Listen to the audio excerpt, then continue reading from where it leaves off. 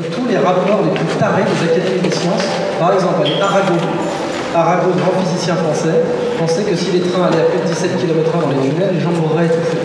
Donc à l'Académie des sciences, il a écrit ça. Kelvin, l'avion c'est un parc. Kelvin, il a percé dans l'ordre. Il a écrit l'avion c'est impossible, les rayons X c'est un canular, et la radio ça ne marchera jamais. Kelvin n'était pas de la science, il était de la science.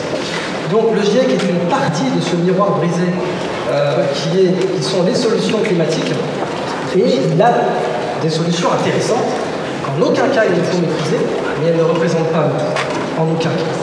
La société civile sera la meilleure solution au changement climatique. Ça ne viendra pas du haut, je veux dire, les commissions pyramidales pour changer le problème du réchauffement climatique, du changement, on ne dit pas réchauffement, on dit changement, parce que dans certains pays, ça pourrait causer un refroidissement. Si jamais le Gulf Stream s'épuise, et bien là, l'Europe va passer du chaud au froid rapidement. Le Gulf Stream est un courant d'air moyen qui se forme quand les glaciers se forment, quand les icebergs se forment dans le nord.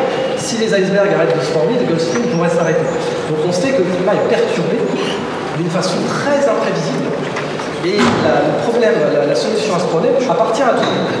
Donc en aucun cas, j'ai dit que le CO2 n'était pas un problème, j'ai dit qu'il ne fallait pas le voir comme ça, effectivement. Et là, je persiste et je signe, parce que depuis à peu près 7 ans que j'étudie ce problème-là, eh bien, je vois que quand on dit arrêter d'émettre du CO2, on dit aux Chinois, nous on l'a fait, mais ne le faites pas. Et ça, c'est inacceptable. Ça, c'est géopolitiquement inacceptable, et d'ailleurs, les directions ne l'ont pas accepté.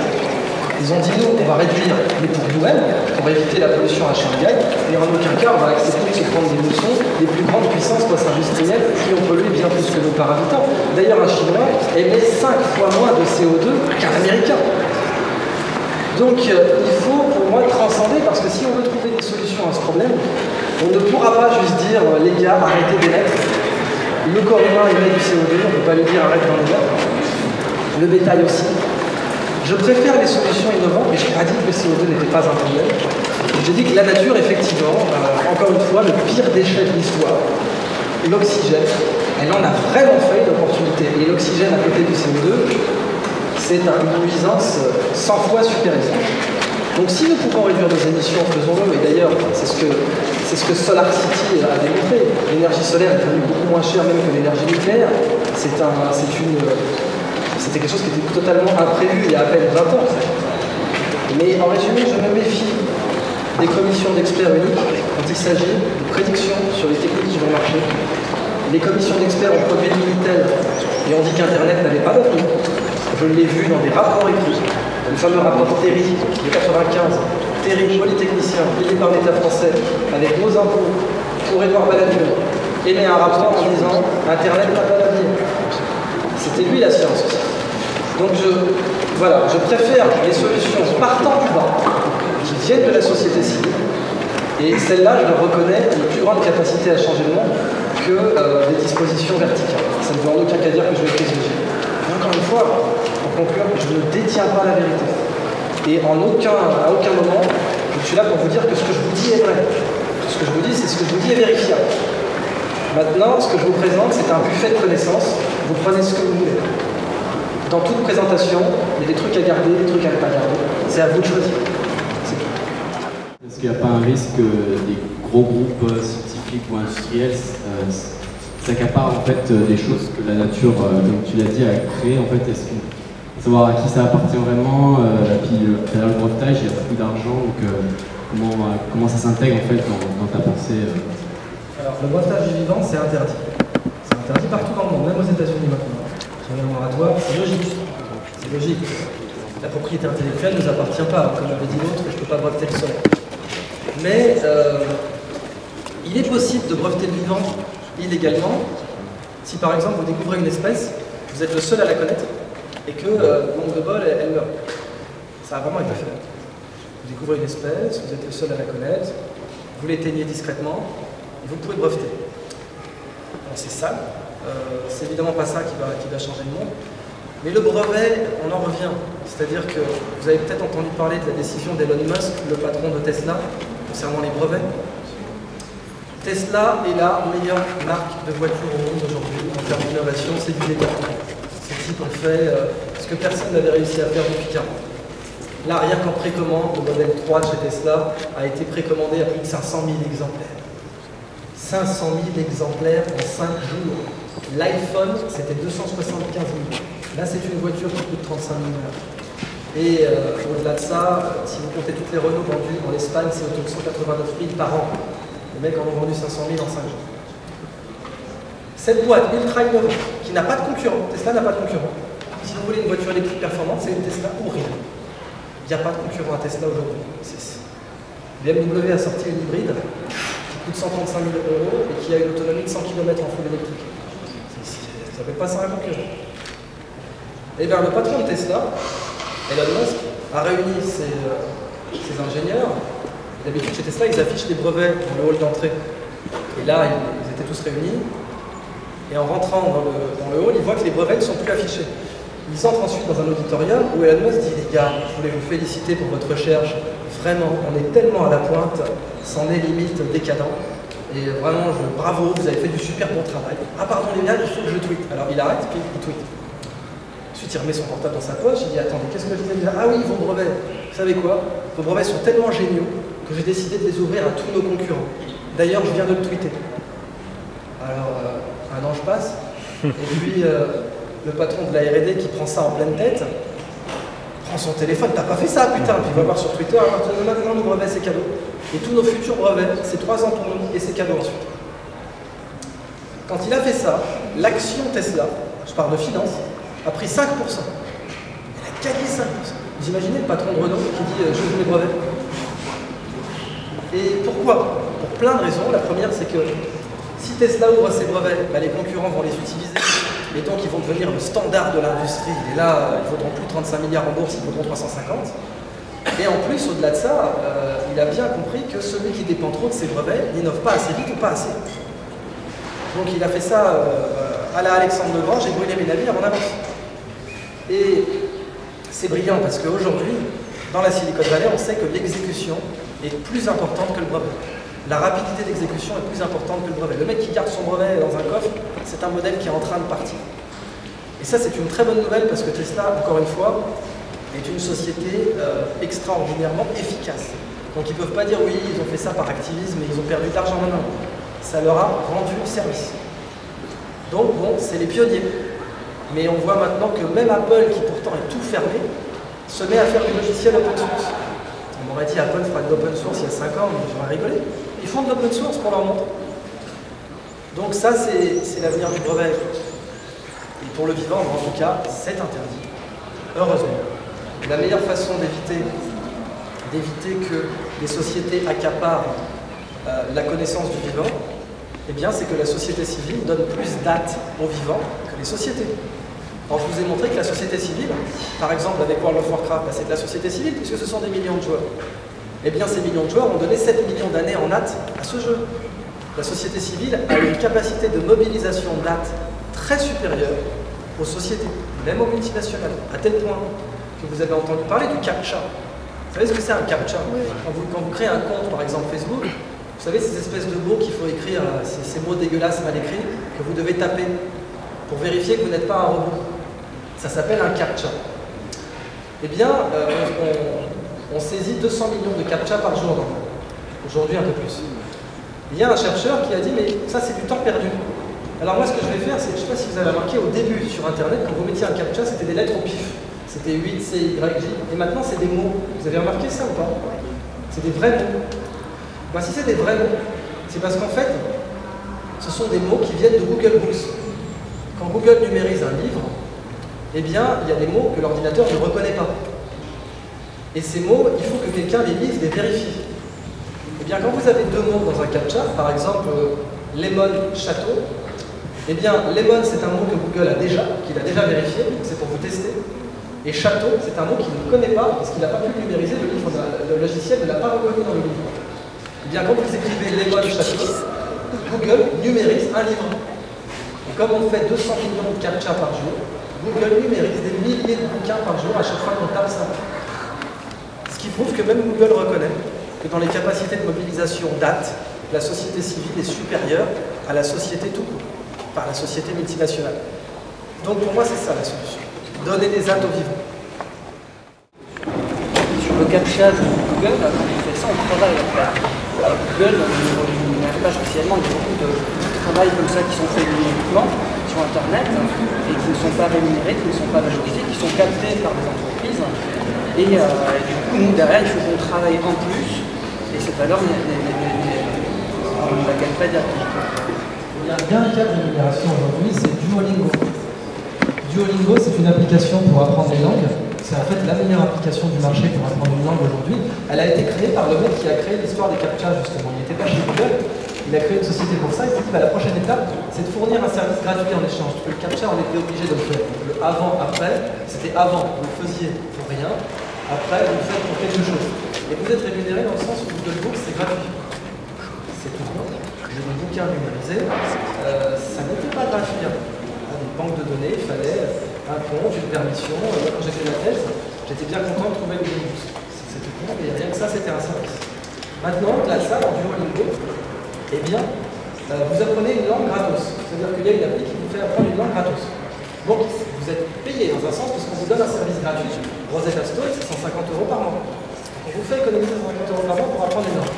Et comment il se paye? Eh bien, quand vous avez atteint un niveau intermédiaire, ils vous vont faire des traductions de la version du thème. Et ça, c'est des traductions de pages Wikipédia ou de pages web pour qui les gens payent. Donc là, on a déjà une rémunération en nature qui est un cours de langue gratuit. Et un cours de langue, pas de mauvaise qualité, un cours de langue de la meilleure qualité existante. Parce qu'il n'y a pas de meilleure application de Duolingo aujourd'hui pour apprendre une langue en ligne. Donc là, on commence à voir des cas de rémunération pour nos actes. Mais au-delà de ça, il y a d'autres cas où le temps que vous donnez à un software peut être rémunéré. Et il y a aussi des situations où vos données pourraient être rémunérées. Parce qu'aujourd'hui, on est un peu au Moyen-Âge, question données. Nos données personnelles, on les donne gratuitement. Ça, c'est une connerie.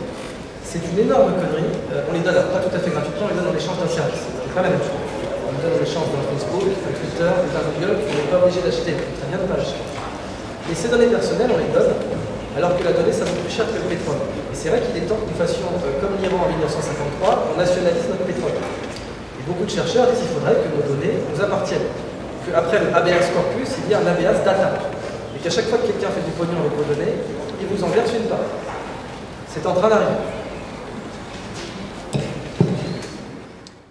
Je voulais revenir avec vous aux variables AT. Comment faire, nous, parents, nous, profs, pour augmenter ce variable AT avec nos enfants et avec nos élèves? Le plaisir. Il n'y a pas 36 solutions. Léonard de Vinci disait « L'amour est la source de toute connaissance ». Pourquoi Léonard de Vinci disait ça? Parce que Léonard de Vinci avait eu comme élève une des personnes les moins attentives sur Terre, à savoir François Ier. François Ier, pour capter son attention entre une chasse royale, une guerre et une fête galante, plus un repas, ça va être très compliqué quand même. C'est le roi. Et l'attention du roi, ça ne se capte pas comme ça. Donc, Léonard de Vinci, précepteur de François Ier, qu'est-ce qu'il a fait? Le meilleur enseignement de l'époque, qui va inspirer François Ier pour faire le Collège de France, avec 1530, ensuite après la mort de Léonard de Vinci. Donc, le plaisir, le fun, l'amour, il n'y a pas de meilleure façon de capter l'attention. Et en mathématiques, c'est ce qu'ont compris les Suisses, c'est ce qu'ont compris les Finlandais, c'est ce qu'ont compris les Canadiens, c'est ce qu'ont compris tous ceux qui ont un système éducatif qui fonctionne. Il faut totalement se décomplexer de cette idée débile que souffrir égale apprendre. Il faut la sortir, cette idée n'est pas bonne. Et même si elle a été partagée depuis 3-4 générations, c'est pas parce que des types qui sont profs depuis 2 ou 3 générations disent que c'était comme ça qu'ils apprenaient que c'est la bonne façon. Les anciens n'apprenaient pas comme ça. Socrate, Aristote, Bouddha, Vittorino da Feltre ou Léonard de Vinci n'apprenaient pas comme ça. Ils apprenaient par plaisir. D'ailleurs, le lycée d'Aristote, eh bien, c'était totalement multisensoriel. On les appelait les péripatéticiens parce qu'ils se déplaçaient dans un jardin. Et donc, quand on apprenait sur un arbre, eh bien, c'était toucher la feuille, la sentir, c'était multisensoriel. Ça, c'est le vrai apprentissage. Il faut y revenir petit à petit. Maintenant, je publie un bouquin en octobre sur le sujet. Là, je développe plus la réponse. Donc, ça s'appellera « Libérer votre cerveau ». Et ça sera chez Lafon en octobre. J'ai fait des chapitres entiers sur ce sujet pour rentrer dans le détail. Je n'ai pas le temps de faire ici, mais pour simplifier, un des titres de chapitre, c'est pour libérer nos élèves, il faut libérer nos profs. C'est-à-dire qu'un des grands problèmes, c'est que nos profs ne prennent pas de plaisir à enseigner. Ou qu'en tout cas, s'ils en prennent, ça ne change rien à leur carrière. C'est-à-dire qu'un prof qui aime son métier, dans sa carrière, ça ne se verra pas. Vous savez, moi je suis prof aussi. Un prof qui aime son métier, qui le fait par amour, ça ne changera rien à sa carrière. Ça ne changera rien à sa notation à la grecque. N'oublions pas que dans la grecque, il n'y a même pas de cours de pédagogie. Hein, en France, la pédagogie, c'est pour les nuls. C'est pas moi qui le dis, c'est un des profs à Normal Sup qui l'a dit texto comme ça. La pédagogie, c'est pour les nuls. Allez, on vous a sélectionné, vous êtes l'élite de la nation. Je vous insulterai si je faisais de la pédagogie. Donc, à la grecque, il n'y a pas de cours de pédagogie. Un prof qui prend son pied, il n'est pas référencé. Céline Alvarez, par exemple, elle a réussi à apprendre à lire, compter, écrire, diviser à tous ces gamins de maternelle entre 4 et 5 ans, grande section. Elle a démissionné de l'éducnat. Démissionné. Elle s'est fait inspecter. Elle croyait qu'on allait faire une surprise, qu'il allait y avoir des ballons de baudruche planqués derrière l'inspecteur et qu'on allait lui remettre les palmes académiques. Parce qu'elle avait quand même réussi à apprendre à lire et à écrire à tous ces gamins de banlieue à Gennevilliers. L'inspecteur, ils savent lire, bon, pas impressionné. Est-ce qu'ils savent compter les syllabes? Bah oui, mademoiselle. Si vous avez lu les programmes officiels, vous sauriez que si vous vous lancez dans l'audace d'essayer d'apprendre à lire, il faut commencer par les syllabes, c'est marqué. Ah bon? Ah bon, vous ne saviez pas? Alors petit, tu sais lire, mais est-ce que tu sais compter les syllabes? Bateau, c'est combien de syllabes? Je sais pas, monsieur.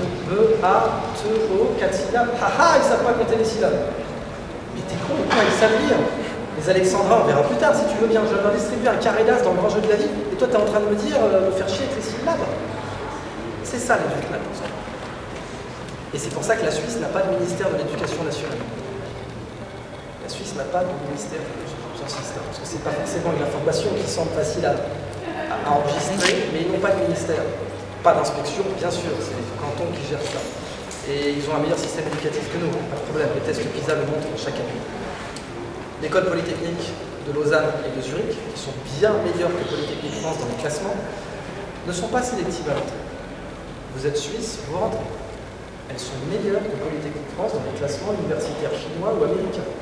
Donc d'une tierce personne qui n'a pas de parti entre la Suisse et la France. Ils ne sélectionnent pas, pourquoi? Ils disent on auto-sélectionne, on prend les plus amoureux du job. En France, on a des mecs qui font Polytechnique alors qu'ils auraient voulu être chef d'orchestre. C'est arrivé, histoire vraie, récemment, le major de Lix. Il a finalement tout plaqué parce qu'il voulait être chef d'orchestre. C'est ses parents qui lui ont dit t'es bon en maths, Félix, tu fermes ta gueule. En Suisse, ça n'arrivera pas, ça. On sélectionne celui qui veut faire le métier, pas celui qui peut faire le métier. Parce que quand on veut, on peut. Mais quand on peut, on ne veut pas forcément. C'est tout con, c'est du bon sens paysan, mais on l'a perdu. Pour moi, il y a une très belle théorie qui explique comment on pourrait changer notre éducation. Il est clair qu'il faut que nos profs prennent leur pied. Ça, c'est clair. Il n'y a rien de pire qu'un prof qui s'emmerde. Le prof qui se pointe dans un cours en disant « Moi, que vous réussissiez ou pas, je suis payé pareil », ça sera le pire cours de votre vie. Si moi, je prenais pas mon pied à cette conférence, elle serait chiante à mourir. Donc, il faut que nos profs puissent prendre leur pied. Pour ça, il faut qu'ils aient plus d'autonomie. Et c'est ce qui s'est passé en Angleterre, en Finlande. On s'est dit « Non, non, c'est plus les programmes officiels oubliés. Parce que les programmes officiels, d'où ça vient? Ça vient de la Troisième République. Nos ancêtres, les Gaulois en Martinique. C'est de là que ça vient. Rendons à César qui est à César, le concept de programme officiel, il vient de Jules Ferry, mission civilisatrice de la France, toutes ces conneries. Nos ancêtres les Gaulois, donc au Congo, je vais vous parler de votre beau pays, la Belgique. Les programmes officiels, aujourd'hui, ça n'a plus de sens dans la mondialisation. Il faut regarder ce qui marche, surtout quand on sait qu'aujourd'hui, 50% des nouveaux métiers qui vont émerger ne sont pas connus. Les 50% des métiers qui recruteront le plus dans 15 ans ne sont pas connus aujourd'hui, on ne connaît pas leur nom. Comment voulez-vous qu'on forme des enfants avec un programme officiel, quand on ne sait même pas, comment voulez-vous qu'on fasse des programmes sur 15 ans quand on ne sait même pas quel temps il va faire dans 5 jours? Il faut laisser le prof avoir une autonomie, c'est les meilleures situations, parce que le meilleur des profs, c'est qui? C'est le mentor. Or, dans l'éducation nationale, le mentorat n'arrive que par accident. On se souvient tous d'un prof qu'on a aimé, qui nous a marqué, mais c'est arrivé en dehors des cours, quand le cours était fini. Là, on est allé lui parler, on a tapé la discute, etc. Là, ça se passe par accident, le mentorat. Or, le vrai enseignement, c'est le mentorat. Les mecs de la Renaissance avaient une loi, la loi des 3/3. Tu dois passer un tiers de ton temps avec ton mentor, un tiers de ton temps avec ton élève, et un tiers de ton temps avec toi-même. Et ça, c'est la meilleure façon d'apprendre. Passe un tiers de ton temps avec quelqu'un qui peut t'apprendre, passe un tiers de ton temps avec quelqu'un à qui tu peux apprendre, et passe un tiers de ton temps avec toi. Bah, l'école, c'est fini, ça. Alors, pour redonner du plaisir à l'école, parce qu'au fond, la meilleure école, ça serait l'école Love Can Do. Pourquoi tu fais ton métier? Parce que j'adore ça. Il y a une théorie là-dessus qui vient d'un statisticien qui s'appelle Nassim Nicolas Taleb. C'est lui qui a inventé le concept de signe noir, d'antifragilité, etc. Et lui, il a une théorie très intéressante qui s'appelle Skin in the Game, c'est-à-dire est-ce que je joue ma peau? Son idée, c'est que quand quelqu'un a à perdre directement dans une décision, il prendra une meilleure décision, si lui peut perdre directement. Et il dit, la bureaucratie, ça a été créé pour mettre un maximum de distance entre celui qui prend la décision et celui qui en subit les conséquences. Un ministre, il subira jamais les conséquences d'une décision qu'il prend. C'est pour ça qu'ils prennent des décisions à la con. Dans une administration, c'est la même chose. Celui qui prend la meilleure décision, c'est celui qui envoie les conséquences immédiates. Donc il a fait un test tout court, il a pris des gérants de portefeuille en finance, des mecs qualifiés qui avaient fait Harvard, qui étaient mathématiciens, mais qui ne géraient pas leur propre argent. Et il a pris des chauffeurs de taxi. Et il leur a demandé de placer leur argent, il leur a demandé de choisir des actions pour placer leur retraite. Eh bien, sans surprise, des chauffeurs de taxi sans diplôme étaient plus fiables que les gérants de hedge fund. Parce que c'est pas leur argent. Et il appelle ça le skin in the game. Est-ce que je joue ma peau? Eh bien, l'éducation nationale, c'est ça. Le mec qui joue sa peau, c'est le prof. Et c'est pas lui qui décide. Le prof, il décide de rien dans l'éducation nationale. Il a zéro marge de manœuvre. Pas du style pédagogique, pas du contenu du cours, bien sûr, et évidemment pas de la formule. Ben, c'est lui qui est en contact avec les élèves, c'est lui qui est en contact avec les parents. C'est lui le proviseur qui va décider. On va laisser au proviseur le choix de recruter les profs pour commencer. Pas dire, il a son CAPES, donc il prend le cours, mais il ne sait pas donner le cours. Il a une agrègue, mettons-le en banlieue. Il a fait normal sup, il est major de l'agrègue. Il n'a jamais pris de cours de pédagogie. Mettons-le en banlieue avec des mecs qui n'en ont rien à foutre des maths. C'est ce qui se passe tous les jours. Il faut réformer la bureaucratie éducative, pas de débat là-dessus. Et il faut la réformer autour du plaisir et de ce que les psychologues appellent la pratique délibérée. C'est-à-dire, d'après Erickson, le grand psychologue, l'expert, c'est celui qui pratique délibéré. C'est celui qui fait quelque chose, non pas parce que quelqu'un lui a dit fais-le, mais qui le fait parce qu'il a envie de le faire. Ça, c'est l'expert. Les meilleurs mathématiciens, les meilleurs physiciens, les meilleurs architectes, les meilleurs boulangers, c'est ça.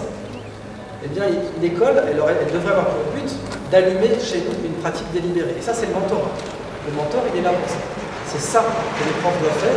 C'est gratifiant pour les profs, c'est gratifiant pour nous.